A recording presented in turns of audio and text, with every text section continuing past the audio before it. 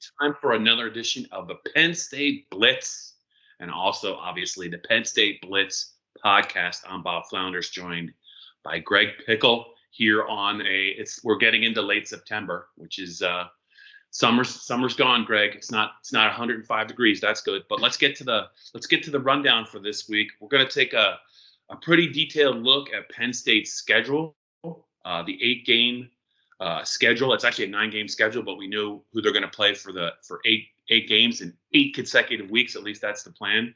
That was released last week. We'll talk about that in the first couple of segments of the Penn State Blitz. We're going to get to some recruiting news. After intermission, after halftime, there's always some recruiting news with Penn State. I have a couple questions for Greg, and we're going to close. With the Penn State Mailbag. The Preakness is coming up. I don't know if we're going to get to that, but I know that we're going to talk about a former Penn State Nittany Lion who I know Greg and I both wish well in his recovery.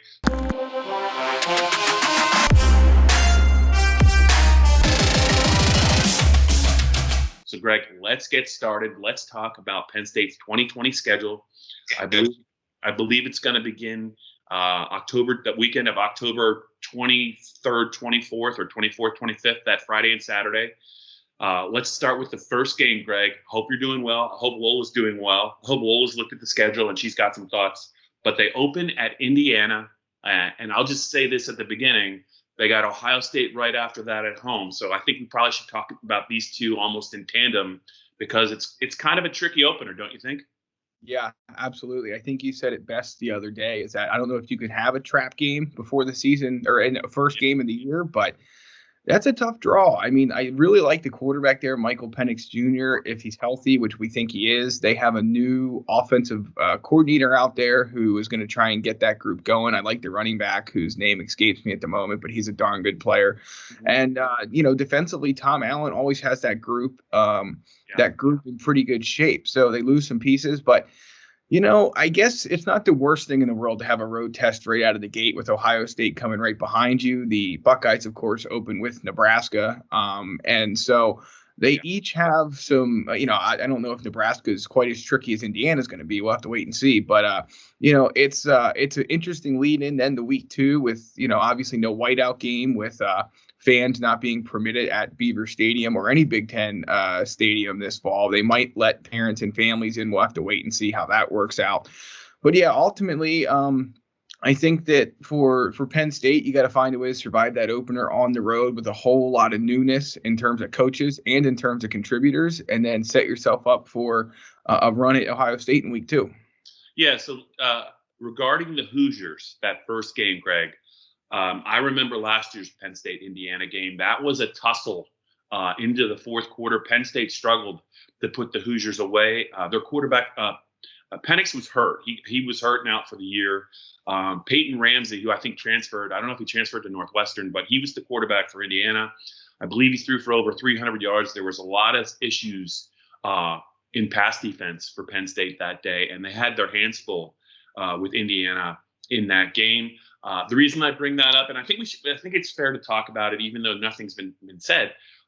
Greg, I think you and I both agree there's a good chance that when Penn State opens their season against Indiana, based upon some off-season, off the field, alleged incidents involving some Penn State players, they could be shorthanded a little bit for this game. We're not talking about guys that opted out. We're not talking about injuries. We're just talking about it was a little bit of an eventful offseason for a couple of Penn State players, allegedly, and James Franklin's usually been fairly consistent with his policy. Greg, do you think there's a chance? I'm sure we'll hear from James at some point, but it's a little early. Do you think there's a chance Penn State's going to be shorthanded for the opener? Yeah, I don't think it's obviously absolutely something you have to think about. A lot of those guys who are facing some charges have court dates before the opener, so we might learn more about that in the weeks to come. But yeah, I mean, he's been pretty consistent as it relates to violations of team rules and how he handles that. He sat Micah Parsons at a point last year, which would tell you he's probably going to sit anybody.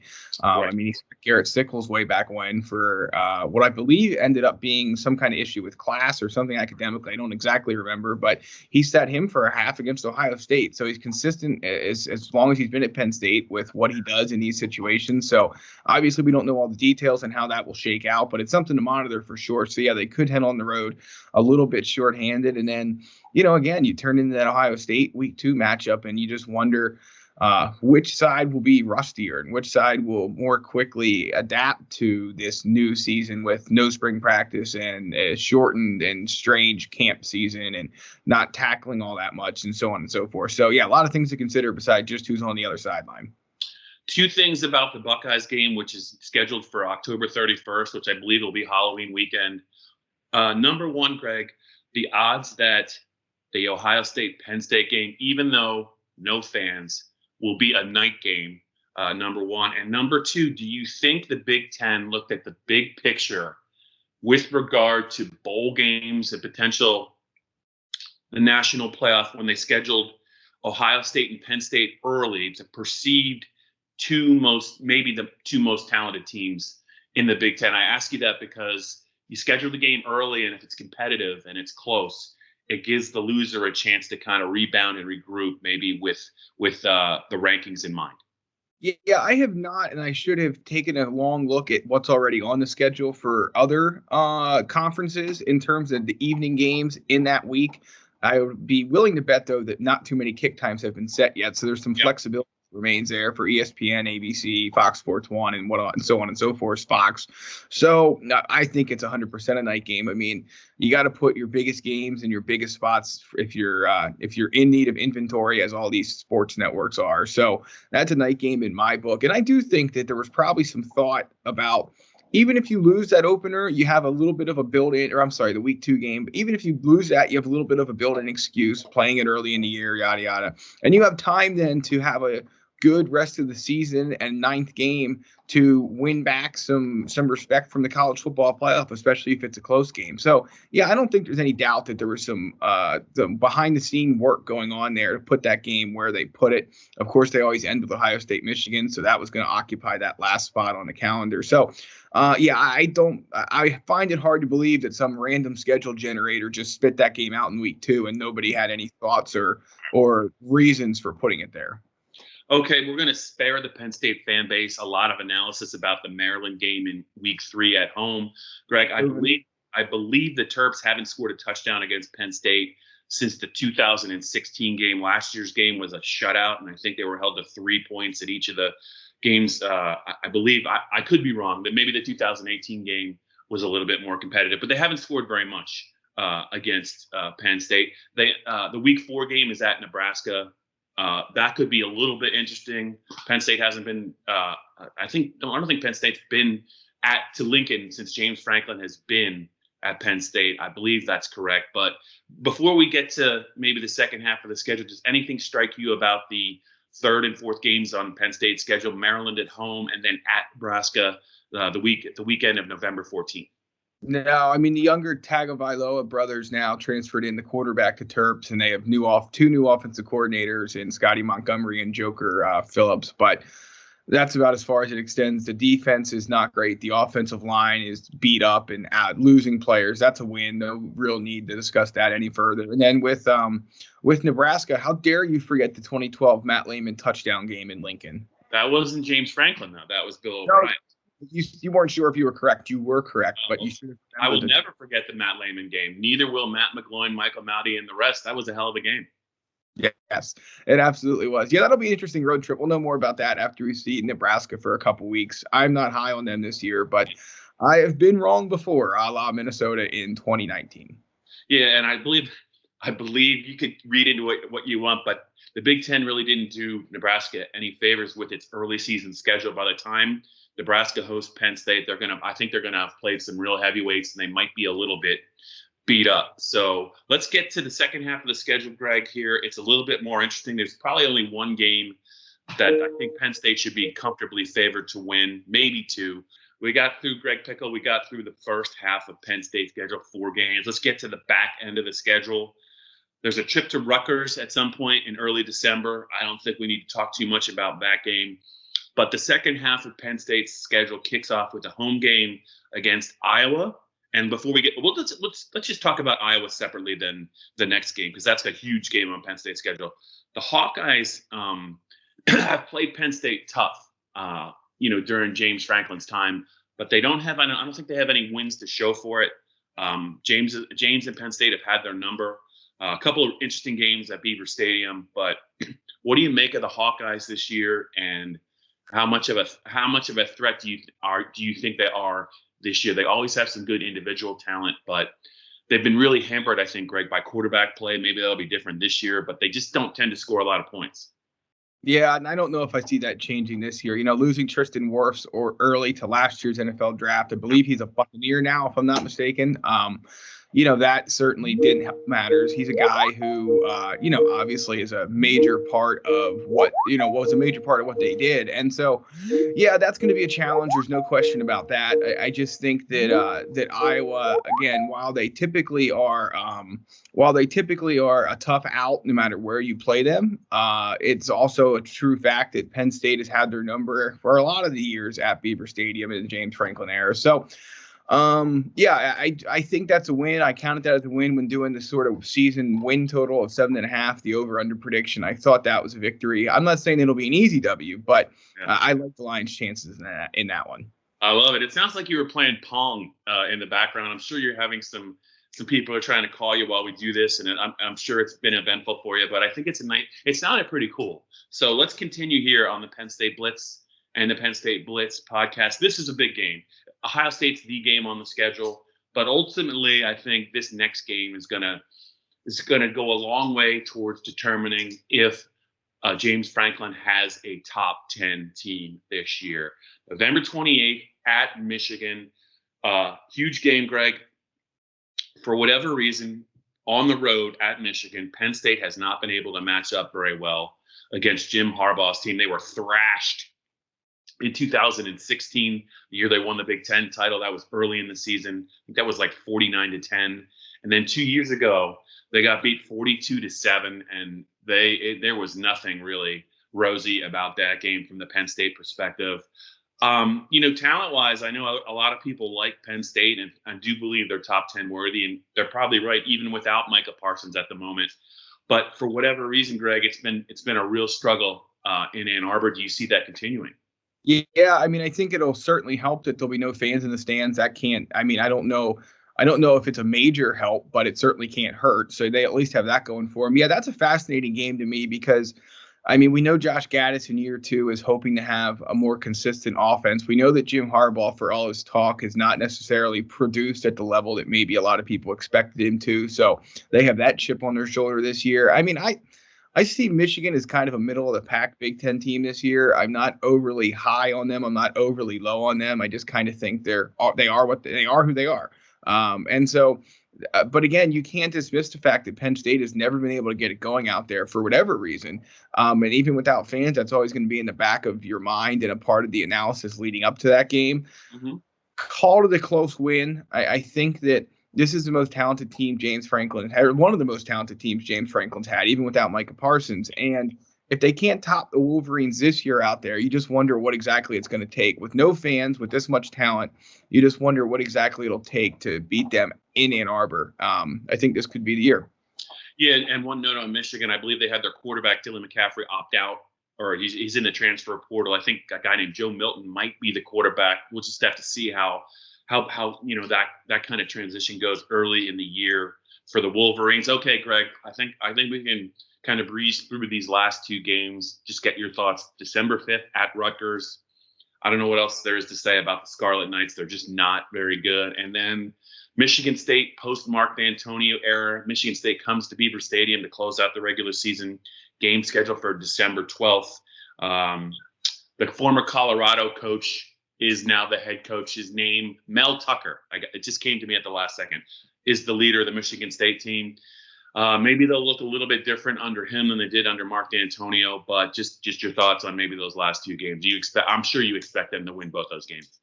Yeah, I do. I mean, Schiano will certainly have them fired up. He's done a nice job of adding some talent in the transfer portal. And Penn State, for whatever reason, has never looked all that comfortable at High Point Solution Stadium a lot of the times they've been down there either. So, I mean, but still, it's a win. It should be a comfortable one unless something crazy happens with injuries or quarantines or whatever.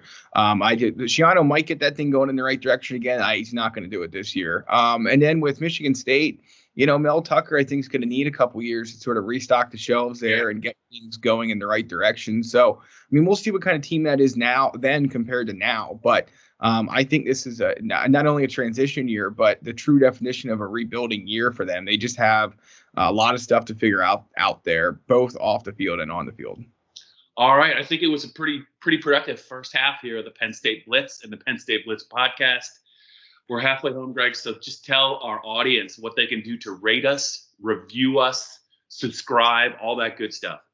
Yeah, so if you're listening to the PennLive Penn State Blitz podcast, if you want to listen a little bit early each week, you can subscribe wherever you get your audio, and you'll get it as soon as it comes out. Apple, Spotify, Google, and a few other places as well. You can also leave a comment and let us know if you like my technical difficulties or Bob's take on the schedule and anything else that we talked about on a week-to-week basis. And then if you're watching the PennLive Penn State Blitz on YouTube, keep in mind those are found each week, youtube.com/allpennstate. Did you say something a couple weeks ago? Are we changing our name or anything? Did you hint at that, or something's going to be new with our videos and our podcast? It's coming, Bob. It's coming. All right. I was just still trying to build a little suspense, but you didn't take the cheese. So I'm going to move right along, Greg. We're going to go right into your wheelhouse here. Let's talk some Penn State recruiting, Greg. Before we talk about one specific recruit, I know you wrote about it. I know we talked about it last week, but James Franklin, a master recruiter, I would say a very good recruiter, maybe not a master recruiter, but one of the top recruiting coaches in the country, I think, without question. But, this current class, maybe the last couple of classes haven't really come together for whatever reason, the way that Penn State would have liked them. Nolan Ruchi is going to Wisconsin. He was asked about early last week about, the restart and like the 6-week span between when they postponed in early August and the restart in October. I believe he was asked about the impact on recruiting. And James gave a very blunt answer, I think, or a blunt response to that. And he acknowledged, as a guy that's used to having recruiting success, he kind of said that they haven't gotten it done. And what did you think about how he handled that comment? Reading between the lines, was Ruchi the tip of the iceberg, and was he most mad about that, or is he talking big picture? He's not happy with the way things are going at Penn State. I'm sure Ruchi was kind of the impetus of it, but again, we've talked before that it's been a few years now since Micah Parsons signed, and there were a couple of cycles since where things really look like they should work out well, and they haven't. They lose Julian Fleming last cycle, they lose Brian Brissett last cycle, they lose Nolan Ruchi this cycle. It looked like an offensive line class that it could include at one point Landon Tangwall, who is committed and the jewel of the class, along with guys like Ruchi, like a Tristan Lee, like Wyatt Millum, some others, and it just hasn't worked out. There were some Mid-Atlantic receivers, including one that was once committed to Penn State, Dante Thornton, who looked like that they could be Penn State leans, and they weren't. And I mean, it's true that they've been harmed by not having kids on campus because of the shutdowns and the dead period related to the pandemic. But I don't think he's commenting on the talent they have in the class. I'm sure he's happy with that. I think he just feels like they should have more, and it hasn't worked out in a lot of ways so far in this cycle. So I appreciate his honesty and candor, and some people took it as a shot at the kids that are in this class, and I just didn't see it that way. They wouldn't have those guys in this class right now if they were reaches or guys they didn't want. So that's not something to worry about. And then in terms of what's up next, and if some good news is on the horizon, Diego Pounds, the 3-star offensive tackle from North Carolina, will announce on Friday. The Tar Heels are in play. A couple SEC teams are in play, but Penn State's in the driver's seat. And I hesitate to say anything's a done deal ever in recruiting, Bob, but that one looks like it is going to produce good news for Penn State around 3:30 Friday afternoon. And so Penn State fans can look forward to that. All right. I think James Franklin and his program can probably use a little bit of good news on the recruiting trail. We'll keep a close eye on that. Greg, we're finally to our favorite segment, the mailbag section. I'm going to start it just because, we both had really enjoyed watching Saquon Barkley during his 3 years at Penn State, 3,000-plus yard seasons. One of those seasons in 2015, he did it without an offensive line that wasn't very good, but just a dynamic player, impact all around. Explosive player, could run with power, could run with speed, could jump over you. Just a generational player at Penn State. Number 2 pick of the Giants. He's in year 3. And this past Sunday, they were on the road against the Giants, and it looks like he suffered a really, really serious knee injury. There's been a lot of advancements in medical science, Greg, but it sure sounds like Saquon's really got a tough road ahead of him in terms of when he can have the surgery and rehab. Just your thoughts on Barkley and maybe how that's going to impact him moving forward. I know the fan base probably has all wished him well. He's always been just a good player on and off the field. I think Penn State fan base hurts for Saquon Barkley. Yeah, I don't disagree with you at all, Bob. That was a bummer to see. And, he's a guy who's been pretty healthy throughout his career, but it just goes to show you just never know. One play and you can be in a situation like he is with a torn ACL. So, you're right. With medical advances combined with the hard worker that he is and the resources available at the NFL level, if someone can come back earlier than expected from one of these injuries, I think it will be him. Of course, the other part of it, though, is the Giants, and I know they will be because of the money tied up in him, but they're going to have to be careful because he's a guy who would come back, 3 months earlier than expected if he could. Yeah. So I'm sure he'll be eased back one way or the other. But, yeah, that was such a shame to see. He's a kid that obviously so many Penn State fans, NFL fans in general, college football fans in general, and I guess he's not a kid anymore, but a guy that that has really won over a lot of people and love watching him play. And just a shame. I don't know how else to put it, but he has a long road back. But if we know anything about Saquon, he will get back sooner rather than later and probably healthier than ever. Okay, what do we got in the mailbag other than, wishing Saquon Barkley good thoughts? Yeah, of course, there's a lot of questions, Bob, about Micah Parsons and whether he could opt back into the Penn State season. Yeah. Let's put a percentage on it. I'll go first. I am 595 to the no. Where are you? Yeah, that was an interesting photo on social media over the weekend. He was looked like a private plane with a Penn State number 11 with two former number 11s, LeVar Arrington and Navarro Bowman. I was trying to piece together the significance, Greg. All I can think of is I think all three of them are probably based on the West Coast right now. Micah, I think, I had plans to train, I believe, in California. I think LeVar and Navarro might live out in California. Navarro played with the Raiders, and he had his best days with the Niners. And I was just wondering if they were on a plane and they're all on the West Coast, or were they headed to the East Coast? And maybe they're headed to, who knows, maybe they're headed to Pennsylvania. But I think I'm trying to connect some dots that aren't there. Yeah, the reason I wouldn't go 595, but I would say that the chances are probably that he will not be back, only because he opted out before really that August 11 decision to postpone. So I think he had made up his mind. There would be, I'm sure there would be some obstacles to clear, but this is one of those years where I think the NCAA might be in a little bit of a forgiving mood with regard to the pandemic, and maybe hypothetically, if he had signed with an agent, they might, there's all kinds of waivers and lawyers, and maybe it might be a little easier to have a change of heart this year. The question is, does Micah want to come back to the college experience? I think he had kind of he had moved on, and he was kind of in, professional mode, get ready for that mode. And honestly, Greg, Saquon Barkley's injury probably didn't help his decision. If anything, it probably reinforces with Micah the fact that you're really one play away from having, your future altered a little bit. I think that might actually come into play. But I think at some point, the fact that James Franklin keeps talking about the door being open, I believe James when he says he's willing to, if Mike is serious about it, he's willing to try and get him back on the team. But I think the ball is obviously in Micah's court. I just don't know how seriously he wants to come back and play on the college level. Yeah, he's a competitive guy, and I'm sure, excuse me, Bob, I'm sure he's having thoughts about not playing a game for that amount of time. But ultimately, I agree with you about the Barkley point. That only reinforces why he did what he did in the way. Obviously, it was a lot about Corona, but it was also about protecting his future. And that's obviously when you put yourself back in a game situation, anything's possible. So, yeah, I just don't see it as unlikely. I have no doubt that Michael wants to play, but all the other factors will lead to that not being the case. All right. Anything left in the mailbag? What is it? Hamper. I was going to say hamper. There you go. Not this week, Bob. That's it. All right. Good talking to all the Penn State fans. As we get closer to the start of the season and Penn State taking the field, I believe there'll be some more news on that front next week. I think the end of September is when things really start to get a little bit more serious. Hopefully, Greg will have heard maybe from James Franklin and some of his players between now and the next blitz.